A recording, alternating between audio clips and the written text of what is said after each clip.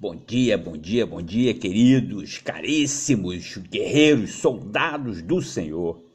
Vamos orar? Vamos. Pai, sou eu, Pai, teu filho, Tade Vicente Ferreira. Pai Abacuque, uma vez, um coração angustiado, gritava pela rua: Justiça, Senhor, não está vendo o que está acontecendo? Eu faço das palavras de Abacuque as minhas, Pai. Ah, Senhor da glória!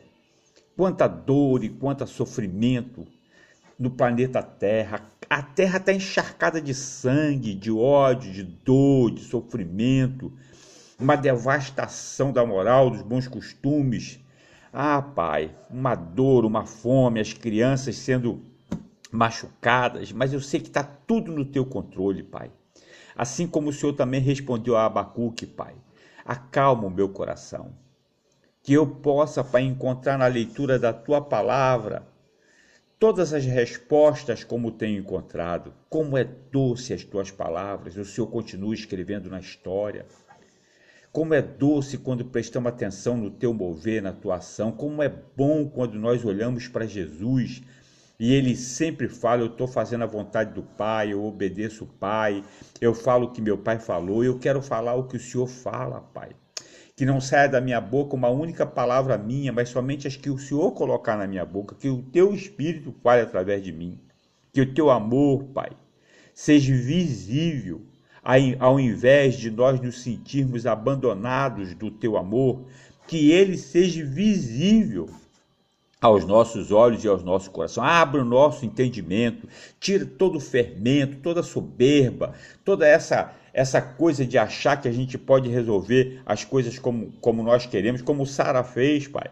Que nós possamos permitir que o Senhor faça o seu trabalho e que nós possamos apenas ser usados, sermos servos, para que o Senhor nos use, Pai. Muito obrigado, Pai, porque um dia o Senhor tocou meu coração.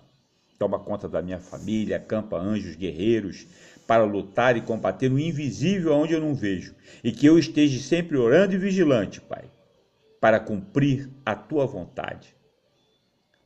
Obedecer a Tuas ordens, general do Exército, é a minha vontade. Eu agradeço assim em nome de Jesus. Amém. Guerreiros, Deus está contando a história desde a criação, do dilúvio, de tudo que está acontecendo. E agora Deus está mostrando para a gente, a Sara vai morrer. E o Abraão vai se casar com a Quetura e vai ter mais 8 filhos. Mas Isaac está crescendo do lado, porque ele sabe que Isaac é o filho da promessa.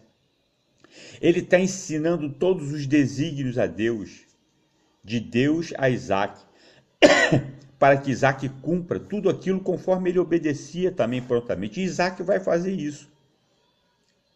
Nós precisamos entender também os nomes da Bíblia. Nós vamos ver um nome, Abimeleque, filisteu, que vai estar muito presente em alguns momentos. E depois a gente vai ver que o Ismael também vai ter 12 filhos. E vai viver em guerra com os irmãos dele, como foi prometido. Se nós olharmos para a nossa vida desde a nossa infância, todos aqueles com que nós nos relacionamos e que se espalharam pelo mundo, da escola primária, do ginásio, até da faculdade, da onde a gente trabalhou, a gente vai perceber o mover de Deus o tempo todo. Vamos ler o capítulo 23 de Gênesis. A morte de Sara. Sara viveu 127 anos e morreu em Kiriat Arba, que é Hebrom, em Canaã. E Abraão foi lamentar e chorar por ela. Depois Abraão deixou ali o corpo de sua mulher e foi falar com os hititas, descendentes de Éter, de Canaã, que é filho de Cã, que é filho de Noé, depois do dilúvio. Sou apenas um estrangeiro entre vocês. Cedam-me alguma propriedade para a sepultura, para que eu tenha onde enterrar a minha mulher? Responderam os hititas a Abraão: Ouça-nos, Senhor. O Senhor é um príncipe de Deus em nosso meio. Enterre a sua mulher numa de nossas sepulturas, na que lhe parecer melhor. Eles já reconheciam a presença de Deus na vida de Abraão. As pessoas reconhecem a presença de Deus na sua vida, na sua família? Nenhum de nós recusará ceder-lhe sua sepultura para que enterre a sua mulher. Abraão levantou-se, curvou-se perante o povo daquela terra, os hititas, e disse-lhes: já que vocês me dão permissão para sepultar minha mulher, peço que interceda por mim junto a Efron, filho de Zoar, a fim de que ele me ceda a caverna de Macpela, que lhe pertence e se encontra na divisa do seu campo. Peçam-lhe que a ceda a mim pelo preço justo, para que eu tenha uma propriedade para sepultura entre vocês.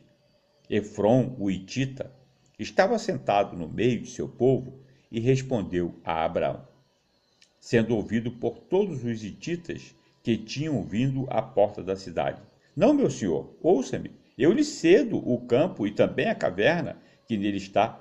Cedo hoje, na presença do meu povo, sepulte a sua mulher. Novamente Abraão curvou-se perante o povo daquela terra e disse a Efron, sendo ouvido por todos: ouça-me, por favor, pagarei o preço do campo, aceite-o para que eu possa sepultar a minha mulher. Abraão não queria depender de nada, Abraão queria cumprir todas as regras. Efron respondeu a Abraão: ouça-me, senhor, aquele pedaço de terra vale 400 peças de prata, mas o que significa isso entre mim e você? Sepulte a sua mulher.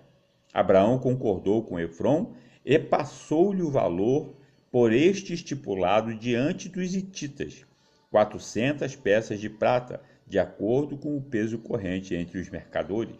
Assim, o campo de Efron em Macpela, perto de Manre, o próprio campo com a caverna que nele há, e todas as árvores dentro das divisas do campo foi transferido a Abraão como sua propriedade diante de todos os hititas que tinham vindo à porta da cidade.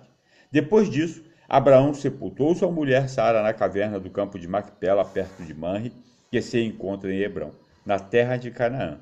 Assim, o campo e a caverna que nele há foram transferidos a Abraão pelos hititas como propriedade para a sepultura.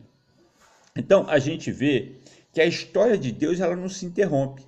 Começou em Noé, com Cã, que teve Canaã, que teve Éter, que gerou os hititas. E assim as nações eram formadas. Nós também temos a nossa família, né? Que ela também foi formada pelos nossos pais que se espalharam. E aí você pode entender a história de Deus ao longo do tempo. Não é difícil entender a Bíblia, é porque nós nos confundimos com os nomes e não olhamos para as gerações e como é que elas se comportam. Depois que Abraão vai ter 12 filhos, ele vai ter 8 filhos com Quetura, ele espalha estes filhos para que estes filhos não interrompam, ele espalha para o Oriente, para que estes filhos não interrompam o trabalho de Deus na vida de Isaac. E Isaac acompanha o pai, e aí a gente vai ver que Abraão vai falar para ele casar com uma mulher da descendência dele, e não da descendência de Cã, mas da descendência de Sem, porque Daó teve Cã, Sem e Jafé. E ele vai procurar, junto ao irmão do pai dele, uma esposa para o filho Isaac. Nós vamos ver nos próximos capítulos. E Abimeleque vai fazer também. Abimeleque é filisteu, descendente também de Canaã. Abimeleque, ele percebe a presença de Deus nitidamente na vida de Abraão. E a descendência de Abimeleque, os filisteus, vão acabar tendo um grande embate de luta com os descendentes de Abraão lá na frente. Até Davi vai lutar com o filisteu Golias. A história de Deus não para, ela não se interrompe. Hoje ela está sendo contada. O que acontece é que nós paramos de prestar atenção na história de Deus porque o tempo de Deus é diferente do nosso tempo. O autor é o mesmo. A impressão que dá é que o Espírito Santo está trabalhando o tempo todo. Nós precisamos orar, vigiar, ler a Bíblia, ouvir Deus falar e obedecer. Que o Senhor tome conta da nossa família e nos ajude. Nós precisamos muito da ajuda de Deus. Amém? Amém. Fica com Deus. Um beijo no coração.